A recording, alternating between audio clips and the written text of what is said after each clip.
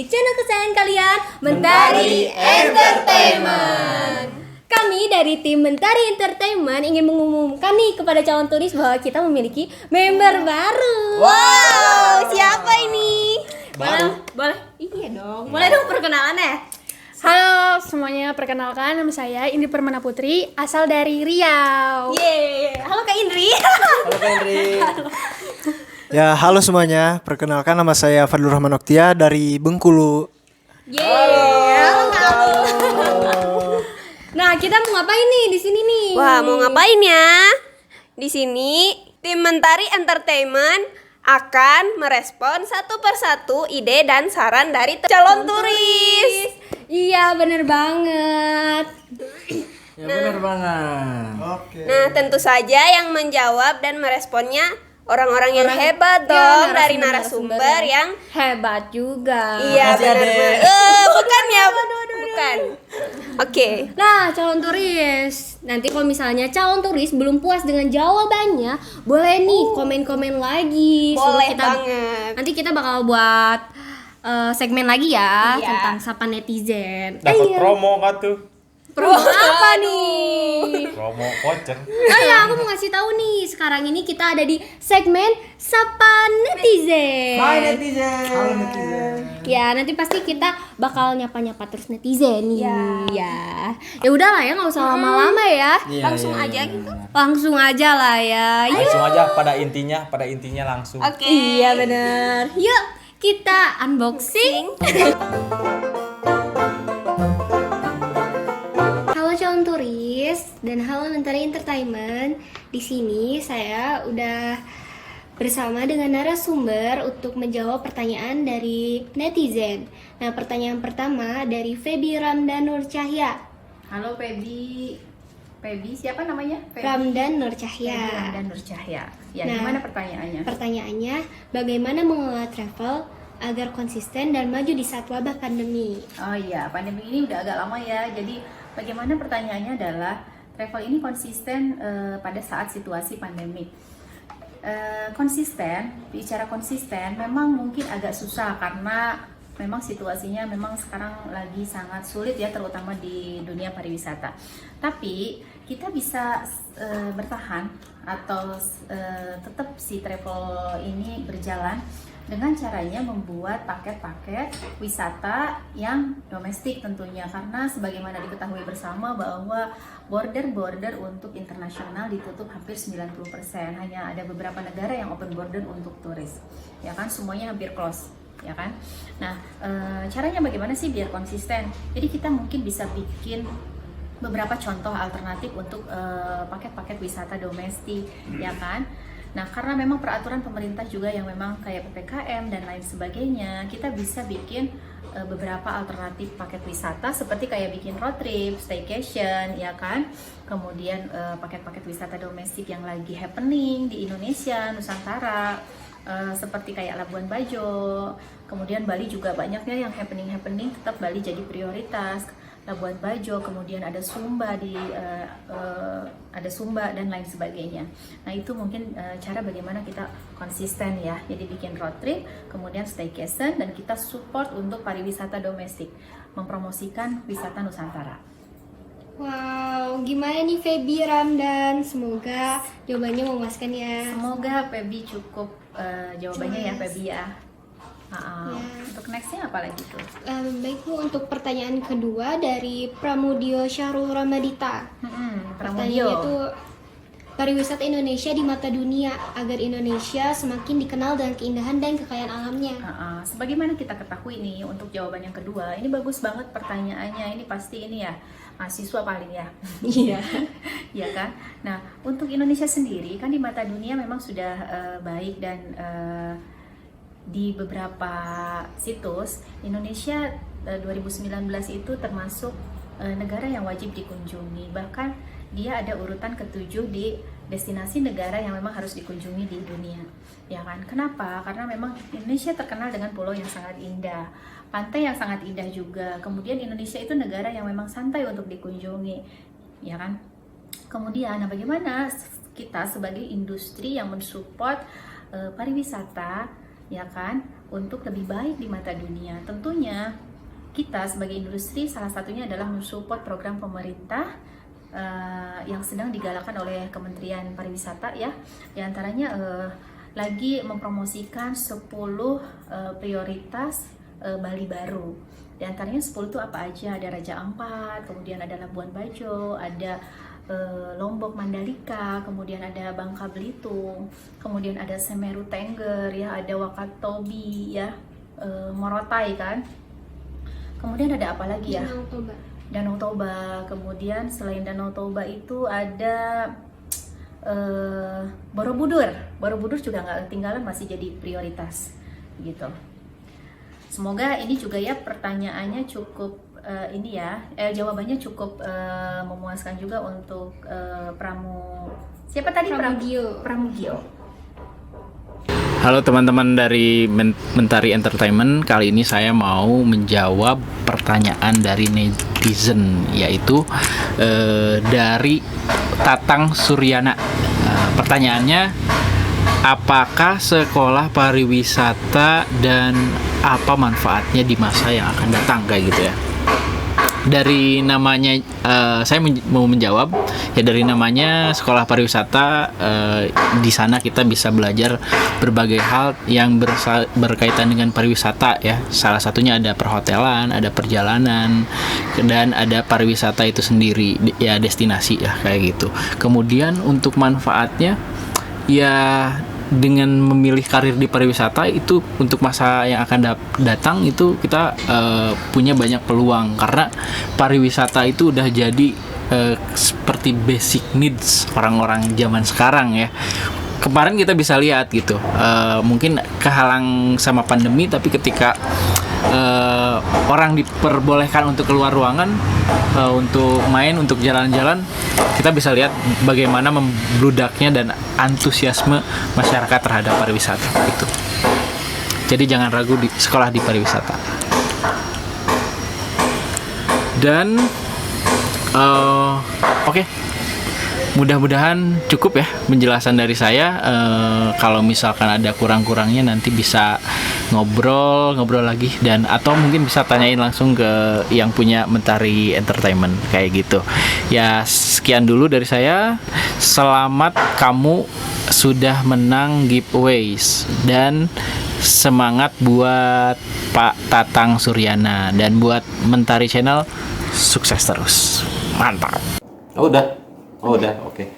Halo Mentari Entertainment, saya mau coba membantu pertanyaan ataupun ide-ide yang sudah masuk di kolom komentar yang ditanyakan oleh netizen. Ini netizen ke kalian ya. Pertanyaannya dari Muhammad Nabil.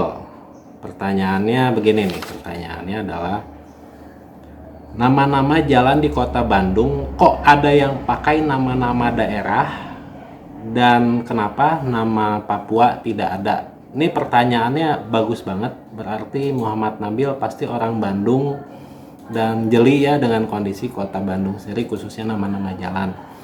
Memang betul di kota Bandung itu ada beberapa nama jalan yang diambil dari nama-nama daerah yang ada di Indonesia. Misalnya yang paling terkenal kan kalau untuk wisata itu Jalan Riau ya, tempat belanja.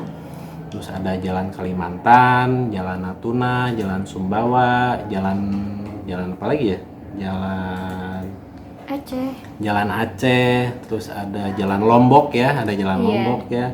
Terus ada Jalan Sukabumi, Jalan Bogor, dan lain-lain. Ya Jalan Ternate juga nih Mas. Jadi belajar geografi nih.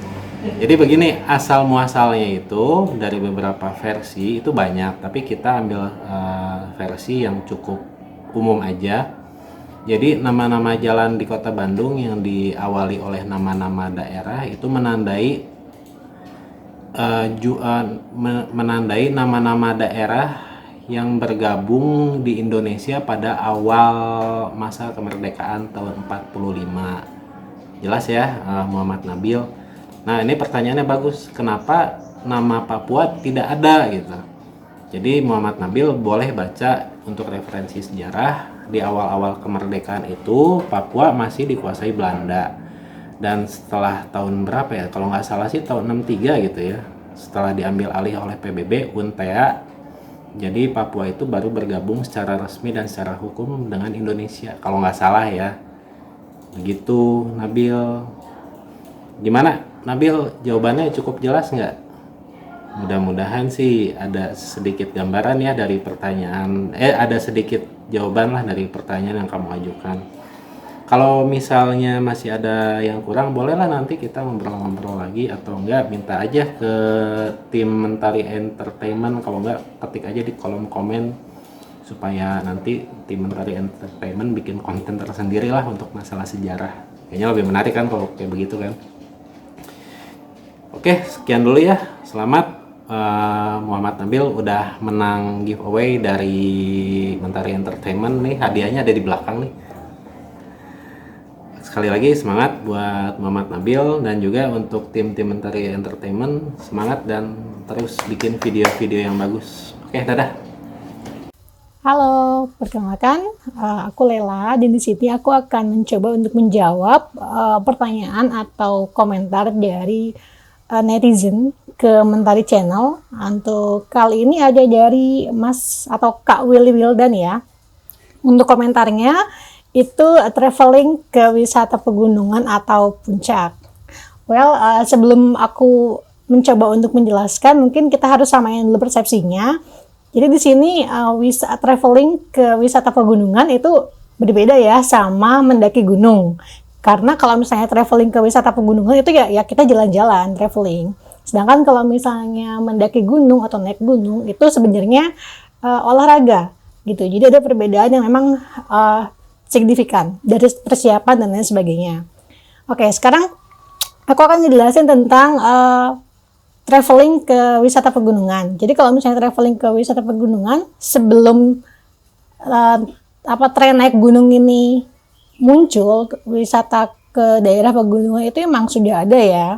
Contoh mungkin kalau di Jawa Barat yang terkenalnya itu di daerah Puncak ya, Puncak Bogor. Atau kalau misalnya di daerah Jawa Barat lagi itu ada Tangkuban Perahu, Gunung Tangkuban Perahu. Terus kalau di Jawa Tengah itu ada Baturaden di daerah Purwokerto, itu letaknya di kaki Gunung Slamet. Atau mungkin yang terkenal juga di Jawa Timur itu adalah wisata ke Gunung Bromo. Walaupun Gunung Bromo ini gunung, cuman dikategorikan kalau kita ke sana itu lebih ke traveling atau ke jalan-jalan ya. Oke.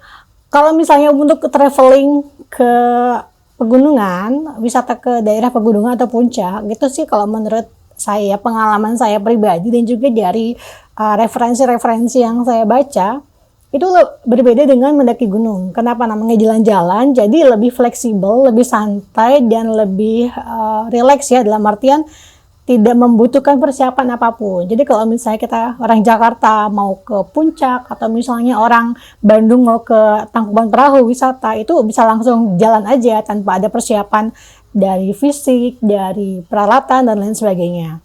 Gitu. Berbeda kalau misalnya naik gunung. Makanya di sini kita akan lebih fokus ngebahas tentang wisata ke pegunungan atau puncak. Kalau misalnya wisata ke pegunungan atau puncak itu kebanyakan ya, mostly itu outdoor, dan juga kebanyakan itu bukan tempat wisata yang sengaja dibentuk gitu. Memang sudah ada secara alami, kayak misalnya Gunung Tangkuban Perahu atau Gunung Bromo, terus cuma kemudian sama pengelola itu ditambahkan beberapa fasilitas, misalnya toilet, tempat parkir dan lain sebagainya gitu. Nah terus kalau misalnya untuk sekarang ini memang orang lebih banyak untuk traveling ke area pegunungan sih. Satu, karena dia bisa merilis, atau bukan merilis ya, lebih rileks, mengurangi stres juga, dan lebih santai gitu kan. Dan juga apalagi sekarang ini banyak tempat wisata pegunungan yang memang instagramable banget gitu. Jadi kalau di foto itu bagus. Terus kalau misalnya wisata ke daerah pegunungan juga itu ada beberapa hal yang harus diperhatikan. Salah satunya adalah cuaca dan apalagi ya, mungkin lokasinya kali ya. Jadi ada beberapa wisata pegunungan yang memang family friendly. Jadi kita bisa bawa keluarga, orang tua atau anak. Tapi ada juga beberapa wisata pegunungan yang memang kurang family friendly. Jadi misalnya kayak ke Bromo gitu ya. Walaupun kita pakai jeep, tapi itu mungkin buat orang yang sudah sepuh, sudah tua, atau misalnya untuk anak bayi mungkin kurang disarankan ya, karena satu udaranya dingin. Terus yang kedua itu untuk medannya juga lumayan kan, harus naik jeep dini hari dan lain sebagainya. Tapi ada juga sih tempat wisata pegunungan yang memang family friendly, kayak misalnya Tangkuban Perahu itu family friendly. Terus Puncak atau Taman Safari di Bogor itu juga family friendly kayak gitu. Dan satu hal sih yang penting untuk dilakukan sebenarnya bukan pas kita lagi traveling ke wisata pegunungan aja semuanya, cuman mostly kalau misalnya kita lagi jalan-jalan ke wisata pegunungan itu ada dua hal yang harus diperhatikan. Yang pertama, selain cuaca tadi, kita juga harus menjaga kelestarian dan juga lingkungan yang ada di sekitarnya. Karena kan itu basically adalah alam ya. Dan kayak misalnya Gunung Tangkuban Perahu atau Bromo, kita tuh usahakan ketika kita berkunjung atau berwisata ke sana, ini jangan sampai kita merusak ekosistem atau nyampah lah kayak gitu. Kenapa? Karena ini kan alam ya. Jadi kita harus lebih aware sama keadaan di sana. Jangan sampai kita coret-coret vandalism di misalnya di Gunung Bromonya atau misalnya di Tangkuban Perahunya kayak gitu. Atau kalau di Jawa Tengah itu Dieng itu juga termasuk wisata pegunungan, wisata alam pegunungan. Itu juga hindari ya, namanya kita buang sampah sembarangan atau misalnya merusak pohon, mencabut bunga atau lain sebagainya kayak gitu. Itu aja sih mungkin yang bisa aku sampaikan. Terus kalau misalnya kurang jelas, mungkin Mas Wildan bisa kita ngobrol-ngobrol lagi aja, dan semoga apa yang aku ucapin ini atau aku yang sampaikan ini menjawab pertanyaan ataupun komentarnya dari Mas Wildan, Mas Willy Wildan.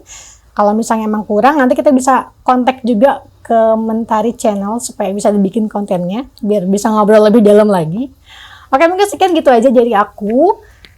Terima kasih banyak buat Mentari Channel, sukses terus, dan juga untuk yang menang giveaway selamat buat Mas Willy Wildan juga. Sukses terus. Okay. Halo sahabat Mentari Entertainment, saya mau coba menjawab pertanyaan dari Minivia. Pertanyaan beliau adalah tempat wisata yang terbengkalai di kota Bandung dan ada aura mistiknya. Saya yang paling terkenal sih yang saya tahu Kampung Gajah ya, karena Kampung Gajah ini dulu sangat ramai sekali, tempatnya cukup besar, kurang lebih 60 hektar, dan di sana itu banyak wahananya juga, kurang lebih 30 wahana rekreasi. Yang paling terkenal di sana wisata airnya ya, ada waterboom, ada air ombak itu, ada ATV dan macam-macam. Nah, Kampung Gajah ini sudah bangkrut di tahun 2017 ya, dan umurnya cukup singkat karena mulai dibuka tahun 2010 ya. Nah, tempat ini sekarang menjadi seperti kota mati, seperti wahana-wahananya itu banyak yang menjadi tempat tumbuhnya ilalang, jadi cukup menyeramkan lah di sana ya. Ya mungkin satu lagi yang ada di kota Bandung yang terbengkalai itu tempat wisatanya, Bandung Carnavalen ya, yang ada di daerah Karangsetra. Mungkin ada yang pernah tahu tempat pemandian kolam renang di Karangsetra, itu juga sempat ramai di tahun 2006 itu kalau saya tidak salah. Nah, sekarang wahana-wahananya masih ada di sana dan terbengkalai dan banyak sekali aura-aura mistisnya. Boleh dicoba untuk wisata malamnya di sana ya. Ya mungkin itu sudah menjawab pertanyaan dari Minivia. Terima kasih, selamat juga untuk Minivia sudah mendapatkan giveaway-nya. Kalau misalkan mau ada ngobrol-ngobrol lagi, bisa langsung tanya-tanya ke Mentari Tour and Travel ya. Baik, saya Ramdan. Terima kasih. Dadah. Halo Mentari Entertainment. Di sini saya akan bantu coba jawab pertanyaan ataupun ide-ide yang masuk kepada kalian dari netizen. Di sini ada pertanyaan dari kanal Belajar Mahasiswa, yaitu bagaimana tips liburan di masa pandemi. Saya akan coba jawab dan berbagi mengenai tips itu. Semoga berguna.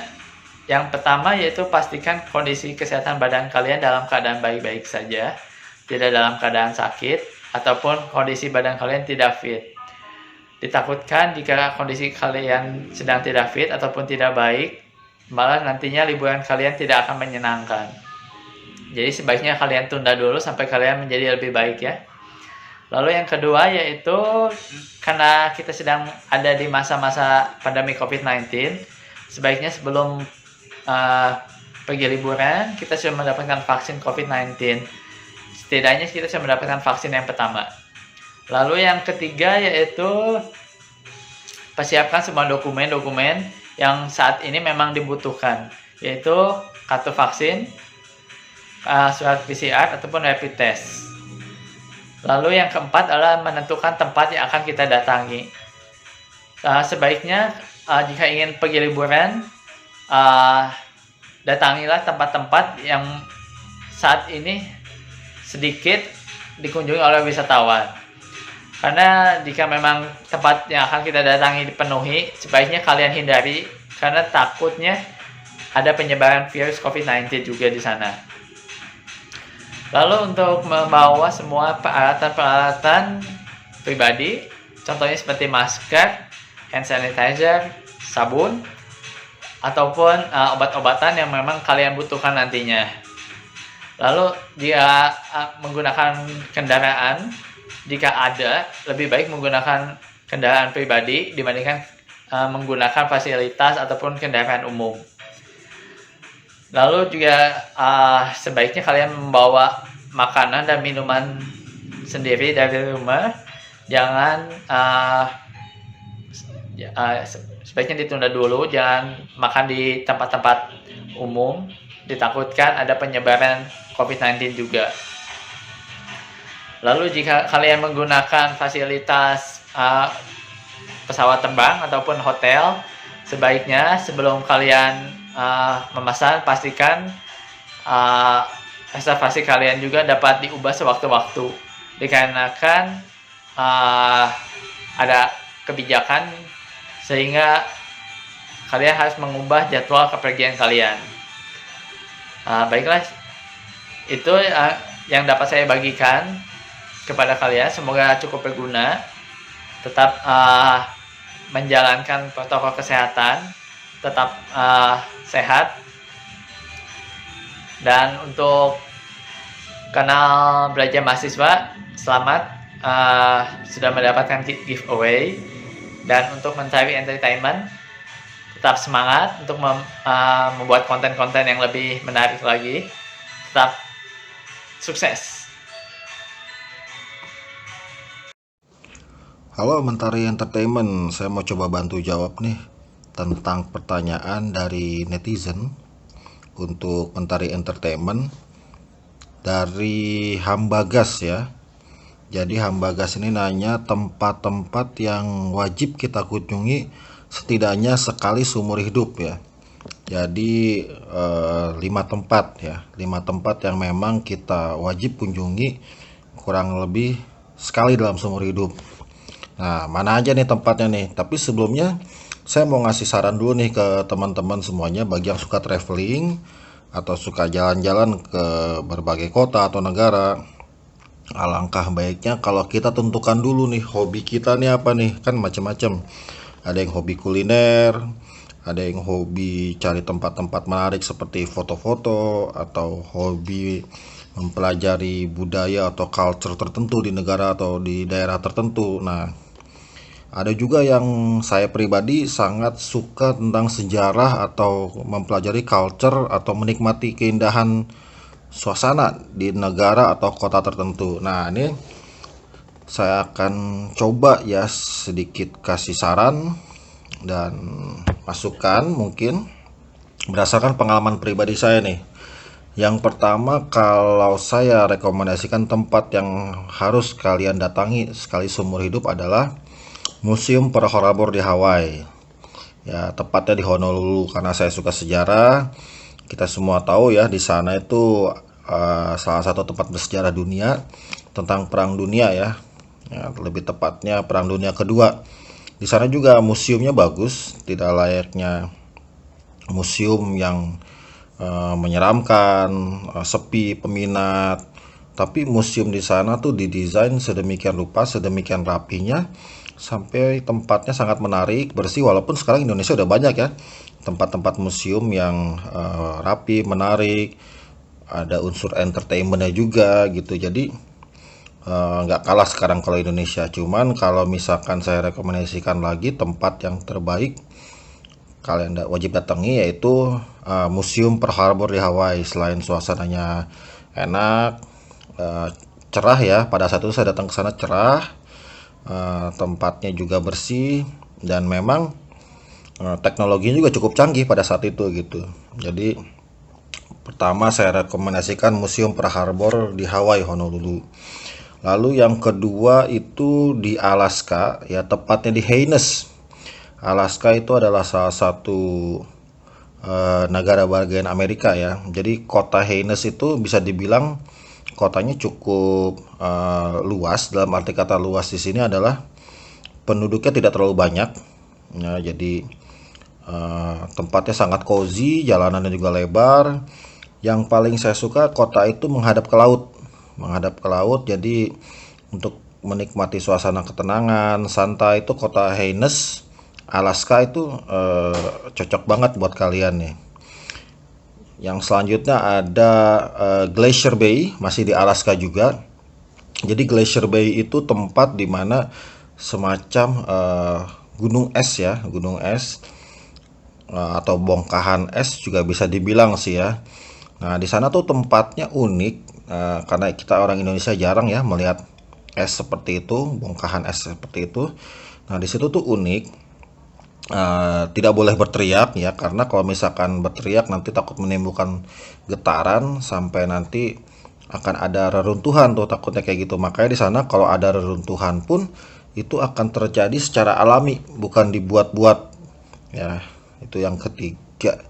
Yang keempat itu saya merekomendasikan dari dalam negeri ya, Pantai Ranca Buaya Garut. Nah dulu saya ke sana itu pantainya masih sangat bersih, sangat murni ya, jadi belum sehebat atau sewah tempat wisata seperti Kute, Senggigi. Nah Ranca Buaya itu uniknya tuh bener-bener kita kalau suka makan ikan, kita bisa nego langsung tuh sama nelayan di situ tuh. Jadi di situ tuh yang banyak tuh yang parkir tuh ya, kapal-kapal nelayan. Nah mereka pulang dari mancing ikan atau nangkap ikan, bisa langsung kita nego tuh si ikannya tuh. Nah nanti diminta tolong dibakarin di warung-warung setempat. Nah, harganya juga relatif murah ya, nggak semahal kota-kota besar ya yang punya pantai sudah terkenal seperti Bali kan, Lombok gitu. Nah Pantai Garut ini gak kalah menariknya, apalagi kalau misalkan kita mau sedikit belok ke kiri ya, kalau dari Garut Ciwidey itu kita bisa ke Santolo, Pantai Santolo itu bagus juga, Pantai Santolo. Nah sama kalau kita ke kanan justru uniknya itu malah bisa ke Cianjur, ke Cidaun. Nah jadi kan kebayang tuh setelah dari Ranca Buaya tuh kita bisa mau ke Cianjur atau ke pantai lagi gitu. Jadi memang itu Ranca Buaya menurut saya itu tempat yang sangat cocok ya untuk traveling murah, meriah, seru. Nah, naik motor juga masih oke gitu. Yang selanjutnya tempat yang saya rekomendasikan sekali seumur hidup, itu yang tidak kalah pentingnya sebagai muslim, dan ini saya rasa akan setuju ya kalau misalkan kita sebagai muslim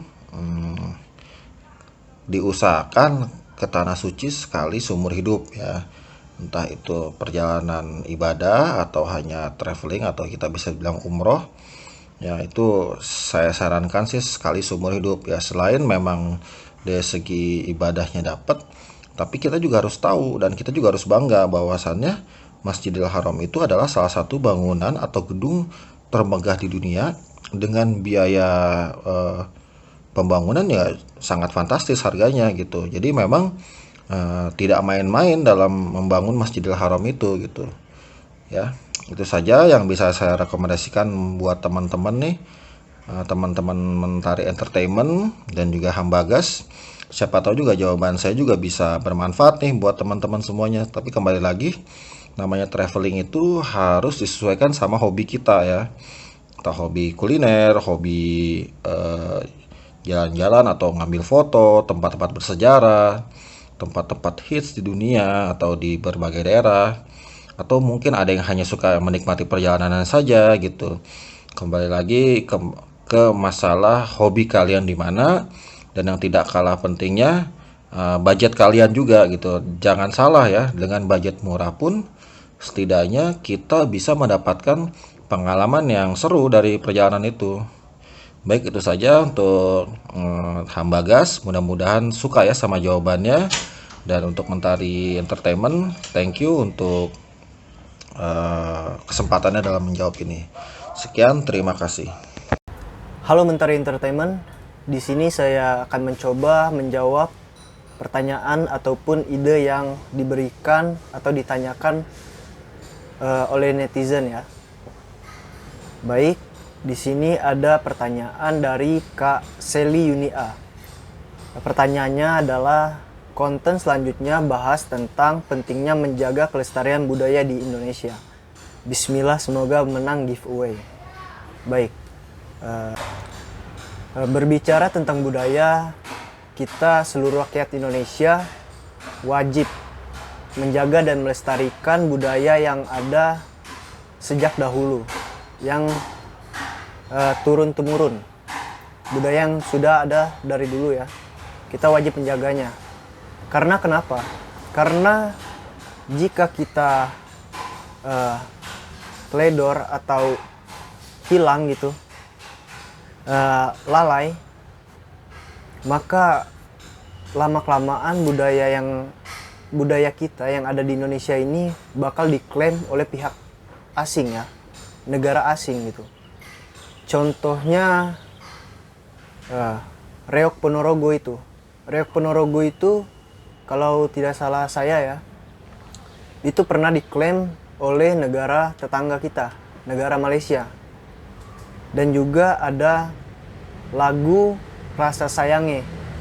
Lagu Rasa Sayange itu juga pernah diklaim oleh negara tetangga kita, Malaysia juga.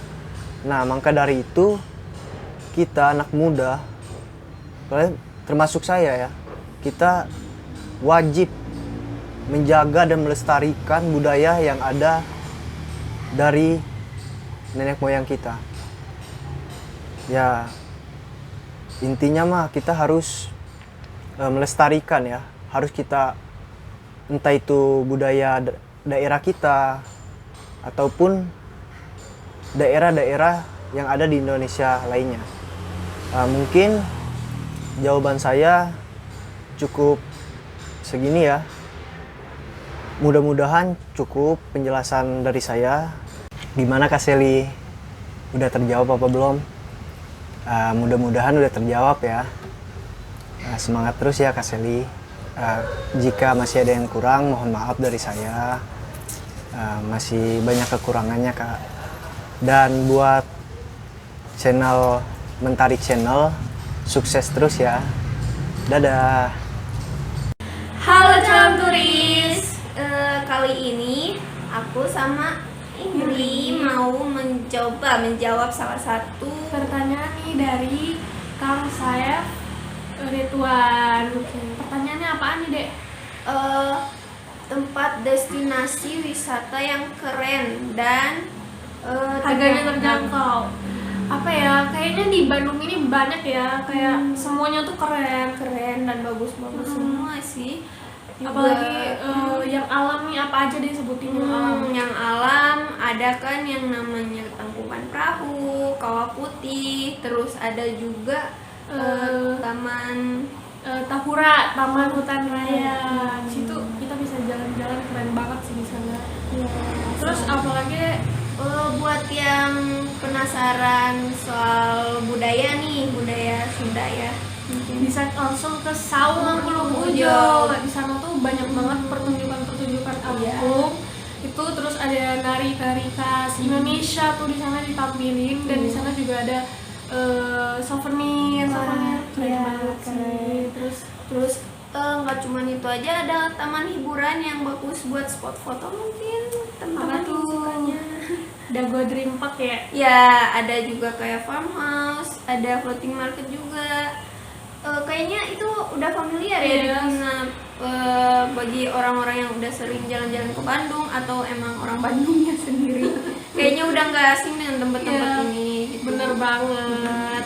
Kayaknya cuman itu deh, kayaknya masih banyak lagi mungkin kita sebutin satu-satu ya. Banyak banget, cuman mungkin ada yang dari teman-teman calon turis ada yang lebih tahu lagi soal tempat destinasi yang lebih keren dan mungkin lebih terjangkau, bisa langsung aja Komen di bawah. Sekian aja dari Iya. aku dan Indri.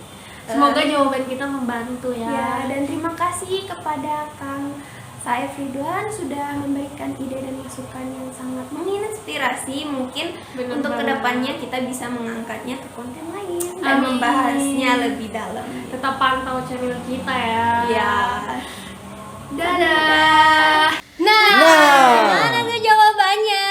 wah udah pasti memuaskan dong. Memuaskan banget karena kan sudah terbantu ya dengan Narasumber narasumber hebat gitu kan. Hebat banget. Dan bisa menginspirasi kita ya. Wow, benar sekali. Benar Benar banget. Mantap. Benar. Nah. Bener banget. Nah.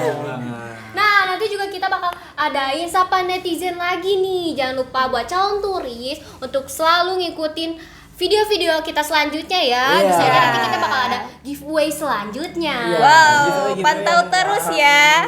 Iya. Giveaway besar ya, selain dari Suwangi mungkin ada promo ini hotel. Waduh, gede banget ya. Jadi saksikan terus di Mentari Entertainment. Jangan lupa Like, comment, and subscribe. Oke.